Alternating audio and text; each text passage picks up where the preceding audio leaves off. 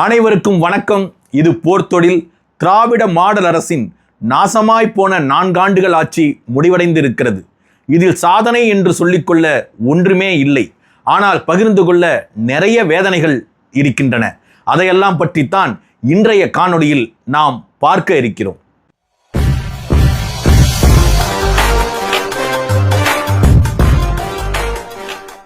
மே 7ஆம் தேதி சென்னை அண்ணா நூற்றாண்டு நூலக அரங்கில் நடைபெற்ற 4 ஆண்டு சாதனை விழாவில் இதுவும் காமெடி தான். சரி, ஏதோ ஒரு விழாவில் முதலமைச்சர் ஸ்டாலின் பேசுகிறப்ப 4 ஆண்டு திராவிட மாடல் ஆட்சியின் திட்டங்களால் மக்கள் மகிழ்ச்சியாக இருக்கிறார்கள், நானும் மகிழ்ச்சியாக இருக்கிறேன் என்றெல்லாம் சொன்னார். உண்மையில இந்த முறை ஆட்சிக்கு வந்தபோது திராவிட மாடல் ஆட்சி என்றால் என்ன என்பதை தான் காமிக்க போவதாக அவர் சொன்னார். அப்போதே நாம் உஷாராக இருந்திருக்க வேண்டுமே. ஆனால் நம்ம இல்லை, வேண்டாம் அலறிக்கணுமே, நம்ம சுதாரிக்கலை. உண்மையில் இது திராவிட மாடல் ஆட்சி தான். தெருவுக்கு தெரு சாராய கடை அதற்கு சாட்சி தான். ஆட்சிக்கு வருவதற்கு முன்பாக நீட்டுத் தேர்வை ரத்து செய்யும் ரகசியம் தங்களுக்குத்தான் தெரியும்னு அப்பாவும் மகனும் சிதம்பர ரகசியத்தை தெரிஞ்ச சீதாம்பரம் போல இவர்கள் அடித்து விட மக்களும் நம்பி வாக்களிச்சாங்க. இந்த நொடி வரை நீட்டுத் தேர்வு ரத்து செய்யப்படலை. அதைவிட மிகப்பெரிய கொடுமை, நீட்டுத் தேர்வு என்ற பெயரில் மாணவ மாணவிகளின் மீது நடக்கின்ற வன்முறை. பட்டனை அறுத்து ஏறி, தலையை விரிச்சு விடு, தாலியை அவுத்து வை என்றெல்லாம் இவர்கள் நடத்தும் கூத்து காண சகிக்காத கால கொடுமை. எப்போதும் திராவிட கூட்டம் தங்கள் வீட்டு பெண்களை தாலி கட்டி பொட்டு வைத்து வீட்டில் பத்திரமாக வைத்துக் கொண்டு முற்போக்காக இருக்கிறோம், பெரியார் வழியில் நடக்கிறோம் என்றெல்லாம் சொல்லி ஊர் தாலியை அறுப்பார்கள். இந்த முறை நீட்டுத் தேர்வு என்ற பெயரில் தாலியை அவிழ்க்க வைக்கிறார்கள். சரி, இது மத்திய அரசு கொண்டு வந்திருக்கிற தேர்வு தானே, அதற்கு மாநில அரசு எப்படி பொறுப்பாகும் என்று யாராவது கேட்டீர்கள் என்றால் நான் மோசமாக திட்டி விடுவேன். மத்திய அரசு கொண்டு வரட்டுங்க, மாநில அரசு அதை நிறைவேற்ற வேண்டிய தேவை என்ன இருக்கு? என் மாணவ செல்வங்களை இப்படியெல்லாம் நான் கொடுமைப்படுத்த மாட்டேன் என்று சொல்ல முதல்வருக்கு முதுகெலும்பு என்று ஒன்று இருக்கிறதா? வேறு எந்த மாநிலத்திலேயாவது இது போன்ற கொடுமைகள் நடக்கிறதா? இன்னைக்கு கூட திருச்சியில் நடந்த ஒரு விழாவில் இராணுவத்தில் அங்கே எல்லை காக்க போராடி கொண்டிருக்கின்ற வீரர்களுக்கு நமது முதலமைச்சர் வீர வணக்கம் செலுத்தியிருக்கிறாரு. பார்க்க பரவசமாக தான் இருக்கு, உண்மையிலேயே பாராட்டத்தக்க வேலை தான். ஆனால் அதே போல நாமும் நம்மை காக்க போராடி கொண்டிருக்கின்ற தமிழ்நாடு அரசுக்கும் தமிழ்நாடு காவல்துறைக்கும் வீர வணக்கம் செலுத்துற லட்சணத்துல இது ரெண்டும் செயல்படுதாங்கிறத பத்தி தான் நாம இப்ப பார்க்க போறோம். தமிழ்நாடு இன்னைக்கு எவ்வளவு மோசமான வன்முறை காடாக மாறி இருக்கிறது என்பதற்கு சமீபத்திய எடுத்துக்காட்டு நேற்று முன்தினம் கூட நடந்த ஒரு படுகொலை. திருப்பூர் மாவட்டம் அவிநாசி தொகுதியை சேர்ந்த நாம் தமிழர் கட்சியின் சுற்றுச்சூழல் பாசறை செயலாளர் தம்பி காளிதாசன் அவருடைய உறவினர் பெண்ணை அப்பகுதியை சேர்ந்த ஸ்டீஃபன், ஃபைசல், ஷாம் என்ற மூவர் கேலி செய்திருக்கிறார்கள். அதை தட்டிக்கட்ட காரணத்திற்காக தம்பி காளிதாசனை திருமுருகன் பூண்டி பால்காரர் தோட்டம் பகுதியில் இந்த மூவரும் சேர்ந்து கட்டை மற்றும் கற்களால் தாக்கி பட்டப்பகலில் கொடுமையாக கொடூரமாக கொலை செய்திருக்கிறார்கள். இப்போது தம்பி காளிதாசனின் 2 குழந்தைகளும் தந்தையை இழந்து வாடிக்கொண்டிருக்கின்றன.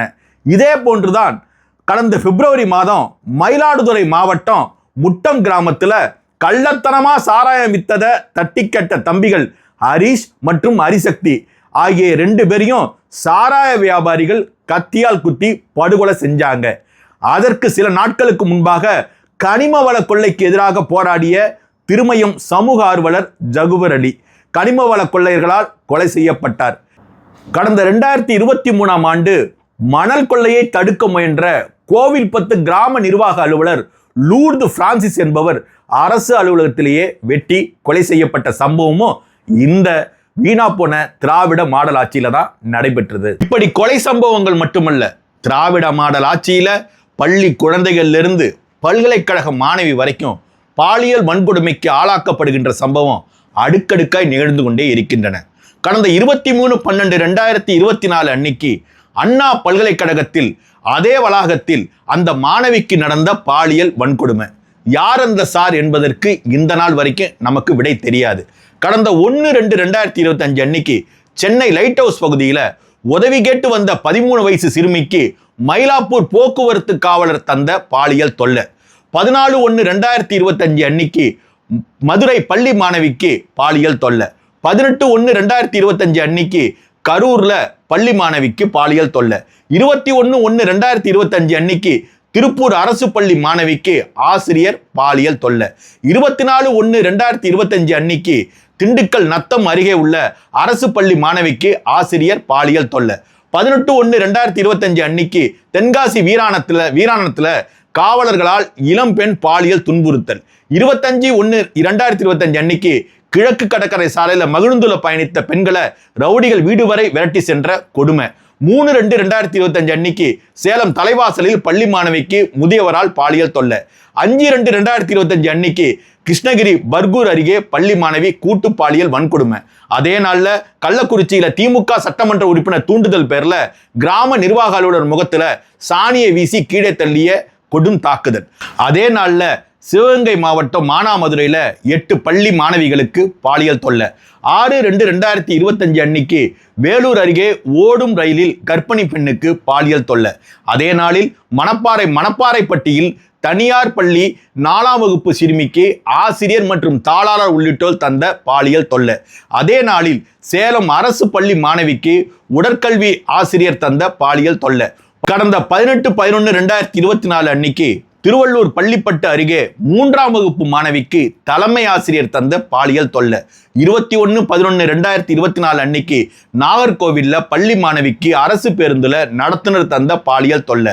21/12/2024 அன்னைக்கு சங்கரன் கோவில்ல பள்ளி மாணவிக்கு பாலியல் தொல்லை. 26/12/2024 அன்னைக்கு ராஜபாளையத்துல பெண் காவலருக்கு பாலியல் தொல்லை. இதையெல்லாம் விட மிகப்பெரிய கொடுமையா 31/12/2022 அன்னைக்கு சென்னை விருகம்பாக்கத்துல அம்மையார் கனிமொழி பங்கேற்ற திமுக நிகழ்ச்சியிலேயே பாதுகாப்பு பணியில ஈடுபட்டிருந்த மக்களை காப்பாற்றுகின்ற பெண் காவலர் ஒருவருக்கு திமுக இளைஞரணி நிர்வாகிகள் கொடுத்த பாலியல் தொல்லை.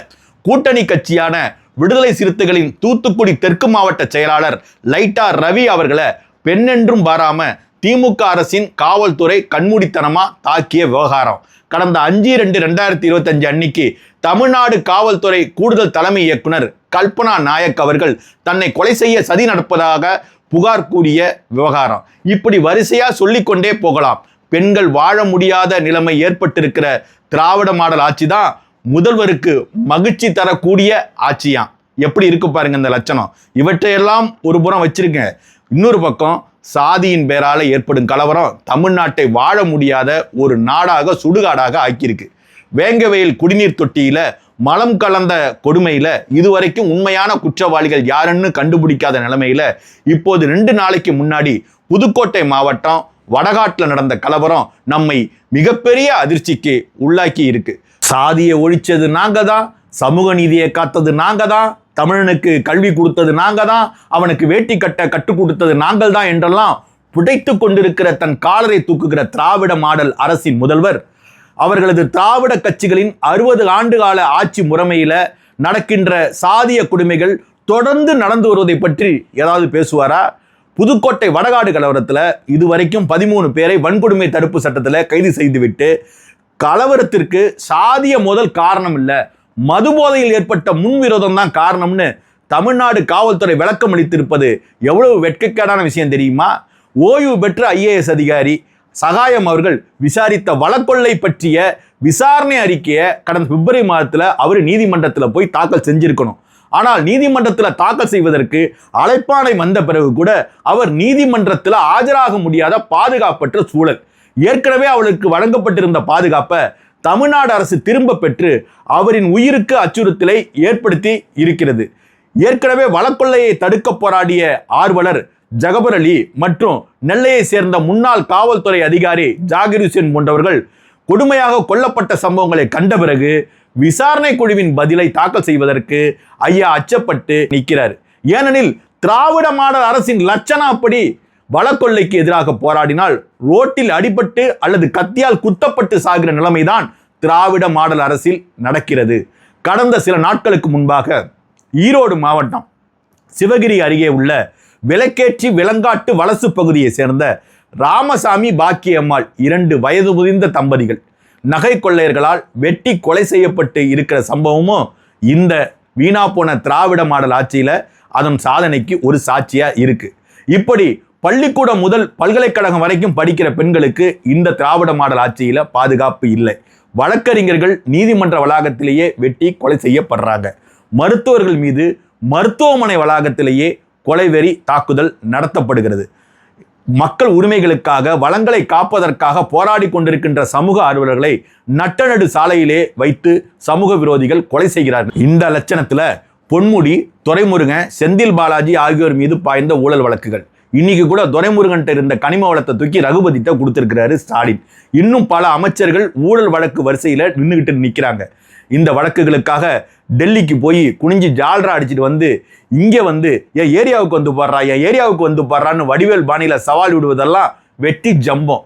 இந்த ஆட்சி தான் ஸ்டாலின் சொல்கிற எந்த கொம்பனாலும் குறை சொல்ல முடியாத ஆட்சி. இந்த லட்சணத்துல 4 ஆண்டு ஆட்சியே சாதனை, இதையெல்லாம் சாட்சி என்றெல்லாம் விழா எடுத்து இவர்களுக்கு இவர்களாகவே கொண்டாடி கொண்டிருக்கிறார்கள். உண்மையிலேயே கலக்கப்போவது யார் என்ற ஒரு நகைச்சுவை நிகழ்ச்சியில அந்த நகைச்சுவை நடிகர் ராமர் கேட்பது போலத்தான் முதலமைச்சர் ஸ்டாலினை பார்த்து நாமெல்லாம் கேட்க வேண்டியிருக்கு. கூச்சமே இல்லை.